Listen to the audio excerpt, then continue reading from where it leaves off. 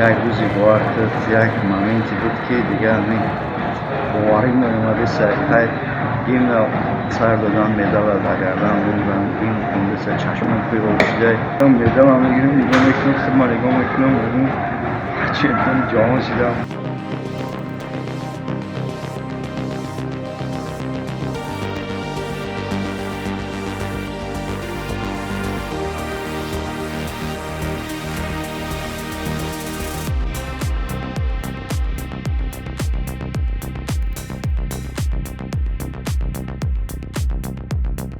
وقتی من به طلوع آمدم معلم با ما هم صحبت شدم و در یکم دیوم مشق دیدن که من در کدام سطح جسمانی قرار دارم و بعد از دو تمرین معلم نقشه تمرин را به ما گذاشت. Полностью доверяю супругу. Я сама никогда себе упражнения не придумываю, он мне все говорит, как заниматься. Результат у меня хороший.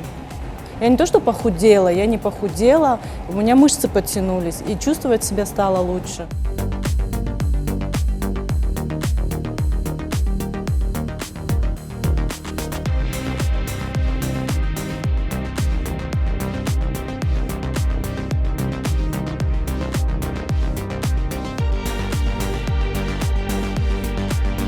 آینده خیلی بود کوشش میکنیم که یعنی برای طلوع نولیور چمپیون‌های زیاد را تربیت کنیم اونها خودم در چمپیونات جهان در چمپیونات آسیا باشه یا اروپا باشه که جایی باشه که برای افزایش بلند بردارن الگوی ملت ما